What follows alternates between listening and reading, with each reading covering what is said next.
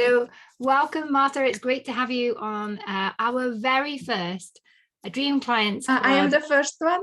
You were the very first one. Yeah, this is the member showcase. It's something that has been on my mind for a very long time, to do some live sessions with some of the members to showcase their businesses and really share what that experience is like. I know on the podcast, we share the experiences of women who have more established businesses, but I thought, well, let's do the same, but dig into those, what it feels and really feels like in the trenches, in those early stages of business, and use our very own Dream Clients Club members. So we can find synergies, start to network, understand more about each other's businesses. And I think it's going to be, I'm excited anyway. So hopefully everyone else is excited too. So I'm excited as well. Yeah. So we first met just over a year ago.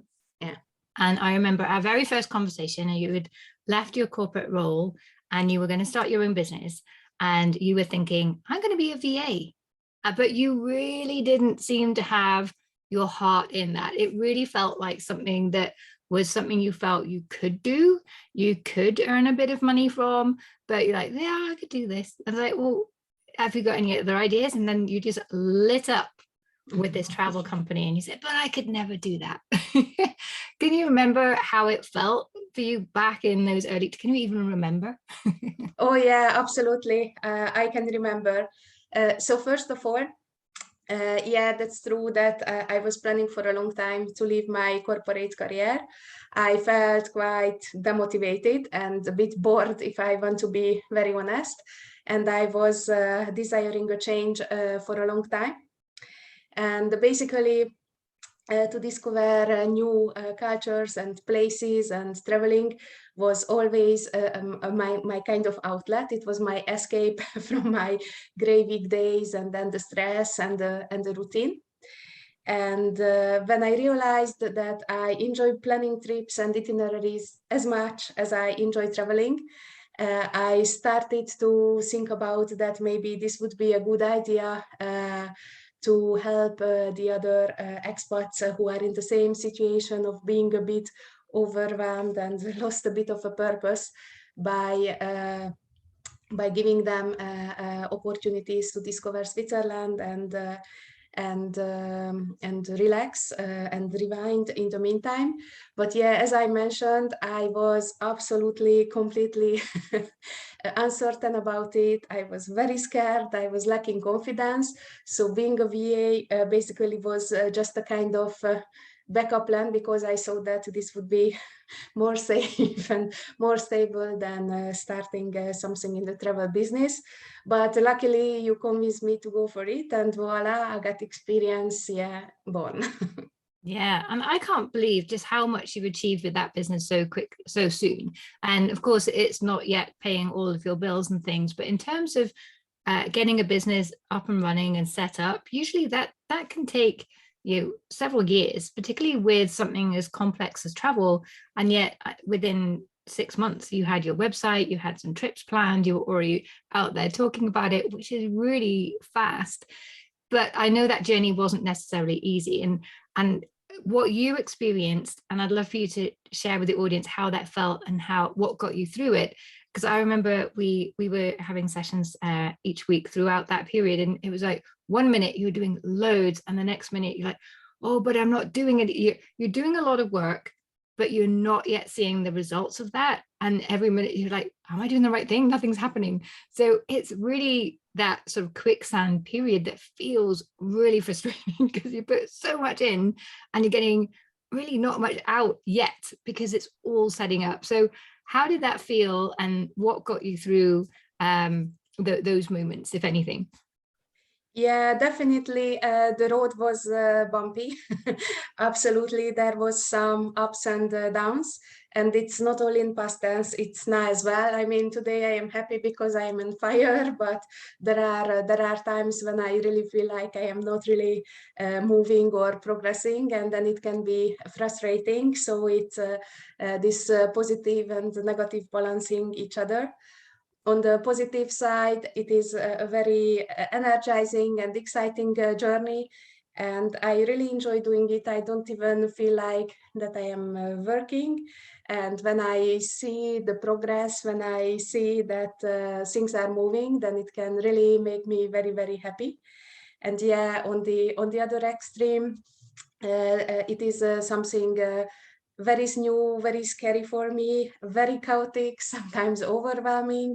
And yeah, as I mentioned, time to time, when I feel like that I am not progressing as I want to, and you know that I am very ambitious of how I want to progress. So if the progress is lower, or even if I work a lot, but there is no visible outcome, I can feel, yeah, very frustrated.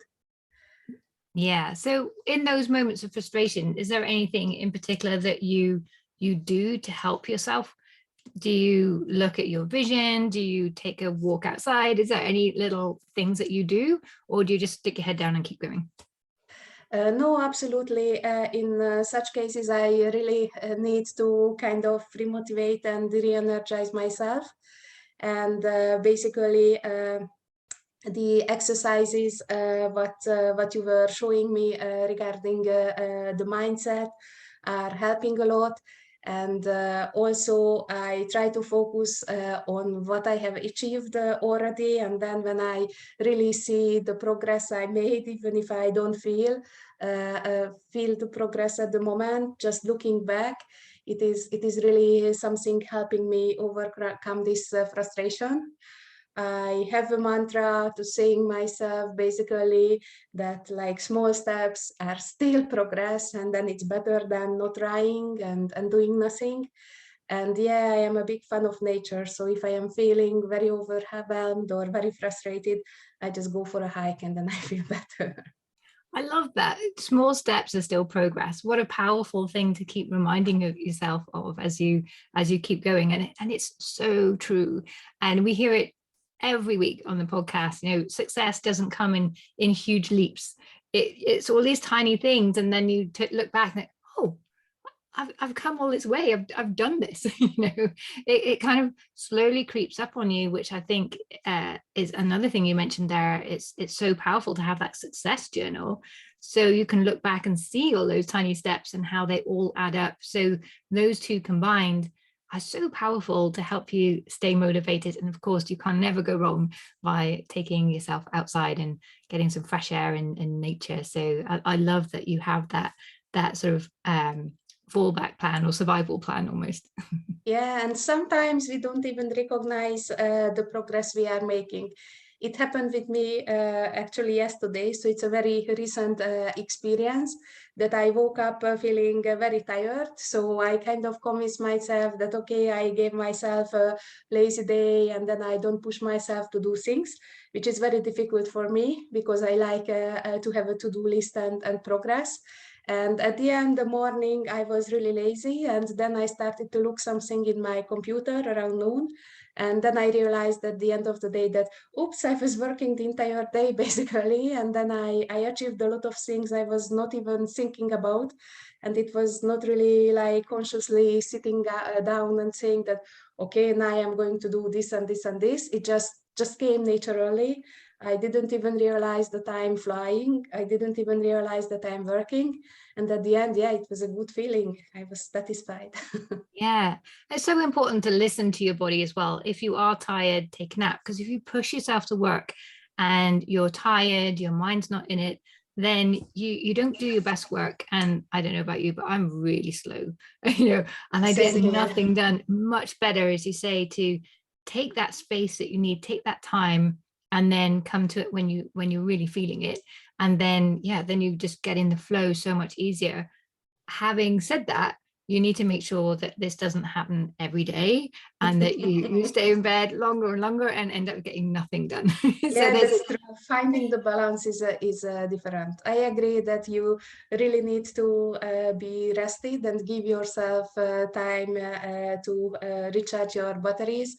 But for the other side, and I am sure that I am not the only one in these shoes, if I have some goals set up for the week, and then it's just difficult to allow myself this downtime because it's really in my head, my goals, what I want to achieve, and I try to push myself. So yeah, finding this balance, I think it's very important. Yeah, yeah, exactly. And one thing that I know we had quite a big discussion around, and in the end, you really struck gold. Well, not exactly gold, but we'll come to that, with your name. And that's something that I think a lot of business owners struggle with, finding that perfect name. But tell us about your name, because it really means something for your business. Yeah, so the name of my business is Agate Experience.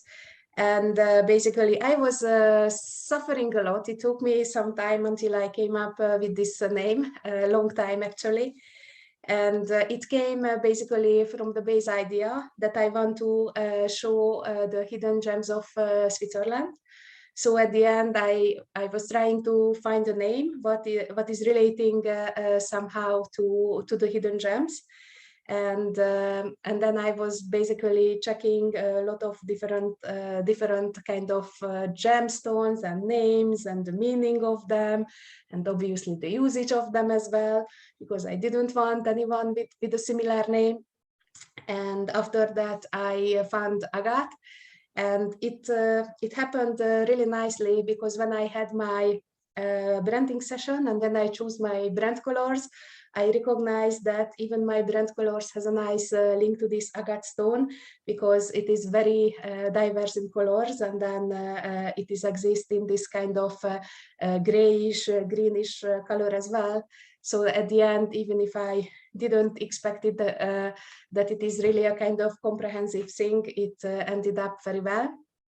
And I chose experience basically because I didn't want to kind of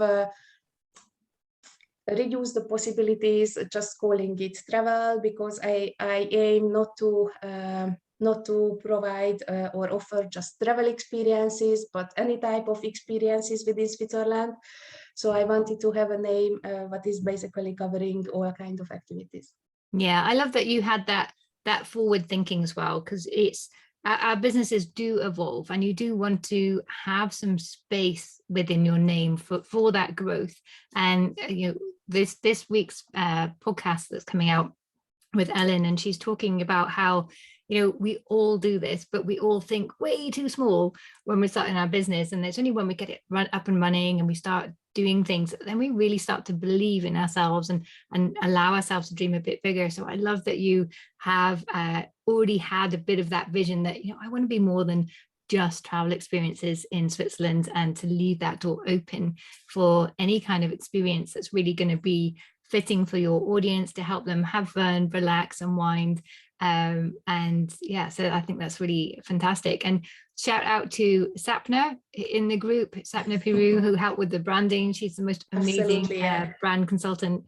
And also Anna DeWitt and Zori, who are both in the group as well, who help with the photographs. And go and check out her website. And Sarah Renker, she's in the group as well. Absolutely. I was about to mention her as well. Yeah, you had a complete Dream Clients Club business experience. So all of those members of the group have really helped support it. And go and check out absolutely, yes, Marta's website, because it is fantastic, and it was really a team effort there. And it really shows off and helped you to come to portray your brand and yourself and your experience in the best light from day one, which I think was really fantastic, and not just for the public, but also for yourself. Yeah, that's true. But we did a very big work basically to set up the basics. If you can recall the first few months, basically, it was all about figuring out what do I want to do, about finding out who my ideal client is, what are my values, what do I want to basically represent, how do I want to represent it. So this kind of groundwork, we really spent like months doing it. And then at that time, I was feeling very frustrated because I didn't see the progress, but now I see that it was really a necessary work, because it really gives a very, very strong base for my business. And based on that one, it was very easy to start setting up the branding, the web page, the programs, the trips. So it really helped me to develop quickly after this work was done.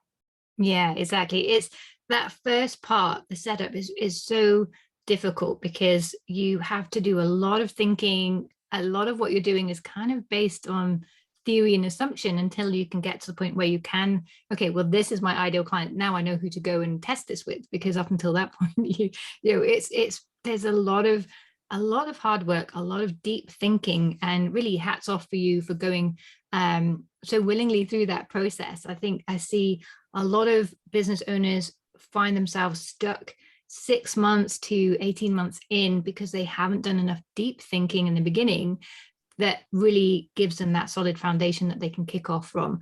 And as you saw, once you do that deep thinking, so you really connect with your idea, your ideal clients, and you have that solid base, then it all goes really quick. And I have a business. Ta-da! It almost creeps up on you. And then it is very different than what needs to be done, like in theory. At the end, I have a business degree, so I know what needs to be in a kind of a business plan and what are the steps.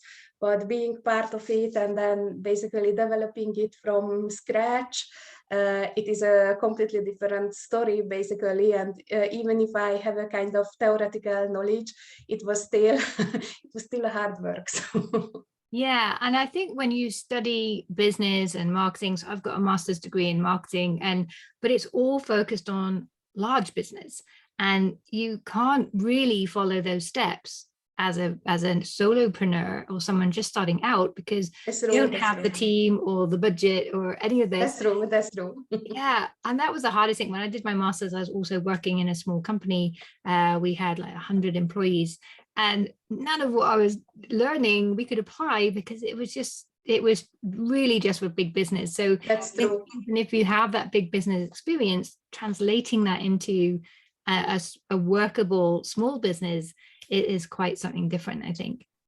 Yeah, absolutely. How to adapt it to your small business and to your ideas. And yeah, I mean, it's completely different from the corporate world. So there was a lot of new things to learn, definitely. Yeah, and it takes time. Yeah, and I think when you are running a small business, it's slightly more complicated because it's all about you, which feels a bit alien to really package yourself and sell yourself. Of course, you're not really selling yourself, but that's how it feels. But then, absolutely, yes. Yeah, and doing that for yourself, even with that big company experience, it can feel very different going through that. If you were to start over, or if someone else was about to start their business, what would be your biggest piece of advice, do you think? What do you feel with hindsight would have really helped you at the beginning stages? Well, as I mentioned at the beginning, I felt very uncertain, and I had a lot of fear and self-doubt. And I am sure I am not the only one like this, because I think this is our woman mind. So my suggestion would be, the only advice would be really is be open to ask for support and ask for help. For me, it's very difficult. I am not a person who can ask for help easily, but getting any kind of help, whether this is business related, even if it is a coach, or even if it is a support of a peer, or find some kind of partner to work with who is complementing your knowledge and can help you. And also overall supporting in terms of encouragement and motivation. I think it's very, very important, because yes, it's a bumpy road and it is overwhelming, and frustrating time to time. And this time it's very good to have a very positive kind of circle who is there for you. Yeah, it's such great advice. We're building a business for ourselves, by ourselves, but we shouldn't be alone in that process. There are so many people around us who have the skills, the knowledge, the experience that we need that can help us. And it needn't even be expensive. There are lots of people on the periphery who would love to come in and give advice and feedback, and even just a glass of wine at the end of the day if you need it. So yeah, really ask for help and tap into your network and develop a new network as well of business owners, because that's really going to help you. And of course, you had help from the beginning. You had me as your business coach. For anyone in the group who hasn't worked with a business coach before, and I know in my first business, I would have really benefited, but I had no idea that such a thing existed or what it even was. I think even if I knew what a business coach was, I probably wouldn't have thought, oh yeah, that's something for me. So can you share with the audience what that has helped you with, what that experience has been like? What, if someone was to hire a business coach, why would that be a good or bad idea for them, do you think? For me, it is a pretty difficult question because I have you since the first time, but I think that why it is really good to work with a coach. They have several benefits. The first benefit is really basically sharing the expertise and the knowledge. And then basically it helped me a lot. If I think about basically my biggest fear, the social media, I mean, being an introvert, I didn't really use social media, and stepping up and creating a community and posting all the time, it was something really, really out of my comfort zone. But with your knowledge and good ideas and advice, I could overcome basically this fear. And I am present now in social media. I still have room to improve, I don't say not, but definitely. So really the expertise and the advice is one thing. The other things are basically the tools. You gave me a lot of tools what I could use during my development, and also for my personal development, not only the development of the business. There were two what I can recall what was super good for me. The first one was is this it was like fear assessment or fear self exercise or something like that. Yeah, the fear setting exercise. Yeah, fear setting exercise, that was that. Yeah. It was really helping me basically to overcome my self-doubt and fears and be more confident. And at the end, it's not a very rocket science, very complicated exercise, but just taking the time, going through on it really helped basically overcoming my fears. And then the other thing was what I'm still using whenever I need to write basically a description for a program, which is quite a big chunk of my work actually. It is the message matrix. I always had a feeling that I am not really good in writing, and I didn't really feel comfortable writing this kind of descriptions. And when I am following basically the steps of this message matrix, it is really helping me identify what do I need to focus on, what do I need to include, what do I need to exclude. So it's making my life much easier. And then the third point, actually, what I would highlight is really a networking. We already highlighted that how many people helped me within this community, with my branding, with my webpage, with my professional photos. So I think if you have a coach who has already a kind of network or other clients like you and help make the contact, it is absolutely a big plus. Yeah, and that's a great thing with being a business coach is I can't help but have this amazing network of business owners, because a lot of the clients that people you worked with were prior clients, so I knew they were really good. So yeah, and all of them are amazing people as well. Yeah, and I love that you mentioned the message matrix, because I think that's one of my favorite tools.